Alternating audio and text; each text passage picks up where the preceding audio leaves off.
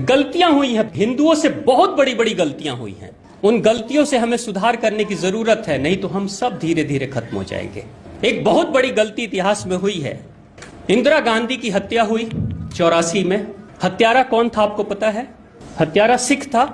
एक सिख ने अगर हत्या की है या दो सिख ने अगर हत्या की है तो क्या पूरे सिख कौम को खत्म कर देना चाहिए?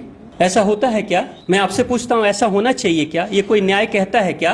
अगर ऐसा होता तो महात्मा गांधी जब जीवित थे उस समय महात्मा गांधी के फॉलोअर्स 1,10,00,000 लोग थे। किसी नेता के सबसे बड़ी संख्या में अगर अनुयायियों की संख्या रही है तो वो महात्मा गांधी रहे हैं। नाथूराम गोडसे ने मार दी, किसी भी कारण से उनकी हत्या हुई। लेकिन नाथूराम गोडसे किस जाति का था? ब्राह्मण। तो क्या उस समय सारे ब्राह्मणों को खत्म कर देना चाहिए था? नहीं किया ना भारत के लोगों ने, क्योंकि एक दोषी है, उसको उसकी सजा मिलेगी।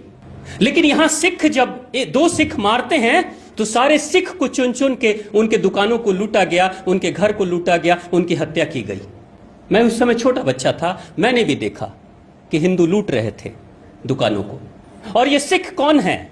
ये सिख वही कौम है जब हिंदू धर्म के ऊपर खतरा मंडरा रहा था, जब हमलावर आते थे पंजाब के प्रांत में, तो हमारे 10 गुरु मिलकर और गुरु नानक देव से होते होते गुरु गोविंद सिंह, वीर कुंवर सिंह, यानी बिहार का कितना बड़ा योगदान रहा कि सबसे जुझारू जो सिख गुरु रहे वो भी बिहार के रहे और आपके पटना के रहे।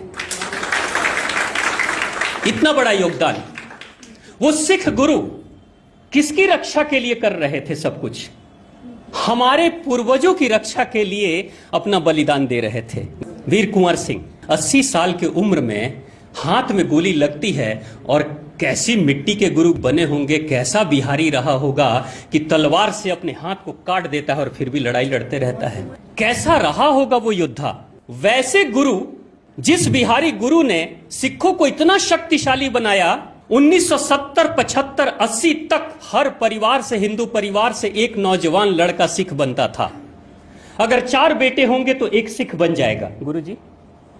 अगर 4 बेटे होंगे हिंदुओं में से तो एक को सिख बनाया जाएगा, एक को फौज में भेजा जाएगा और दूसरा समाज की सेवा करेगा और चौथा परिवार के लिए धन कमाएगा। कैसी सोच थी भारत की। लेकिन ये 70-80 तक सिख बनाया जाता था। 84 में एक सिख ने हत्या कर दी और उसके बाद से यही हिंदू उठते हैं और अपने ही रक्षकों का कत्लेआम सरेआम करते हैं। ये भी भूल गए कि रक्षक है हमारा, ये हमारी रक्षा करने वाली कौम है। लेकिन हमने मार दिया 1984 में, क्योंकि सिख मुट्ठी भर थे। लेकिन कहते हैं ना, प्रकृति, न्यूटन का एक सिद्धांत है, क्रिया के प्रति प्रतिक्रिया भी होती है। जो कर्म आप करोगे, जो चिट्ठी आप लिखोगे, उसका जवाब आपके पास लौट कर आएगा। चिट्ठियों में गाली लिखोगे तो क्या बदले में चिट्ठी के जवाब के रूप में क्या तारीफ लिखे हुए आएंगे? गालियां ही आएंगी। क्या लिख रहे हो, क्या भेज रहे हो, वही मिलेगा आपको। हिंदुओं ने किया 84 में, और ठीक 6 साल के बाद पंजाब से कश्मीर की दूरी सिर्फ 300-350 किलोमीटर है। अगर ऑन रोड भी जर्नी किया जाए तो 6 से 7 घंटे, 8 घंटे में पहुंचा जा सकता है।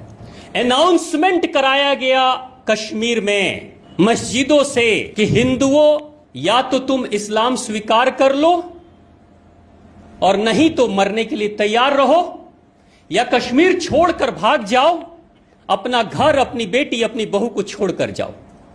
यह अनाउंसमेंट हुआ 1-2 दिन नहीं, कई दिनों तक। बगल में ही सिख कौम है जो हिंदुओं की रक्षा करती है, वो नहीं आए और 70,000 हिंदू ब्राह्मण मारे गए। कत्लेआम हो गया, बलात्कार हो गया, सब कुछ हो गया, देखते रह गए। जब तुमने अपने ही रक्षकों का भक्षण कर लिया तो क्या उम्मीद करते हो कि जिस समय तुम खतरे में आओगे उस समय तुम्हारी रक्षा करने कोई आ जाएगा? वफादार जो कोई प्रहरी था आपके धर्म का, उसी को मार डाला आपने। और सोच के विचार करके देखिएगा, जिसके लिए सिखों को मारा, मैं कहूंगा नहीं, लेकिन आपको भी पता होगा कि क्या वो हिंदू हैं? आप खुद, आप सब समझदार हैं, जानते हैं ऐसी गलतियां हुई हैं हमसे। इन गलतियों को सुधारने की जरूरत है।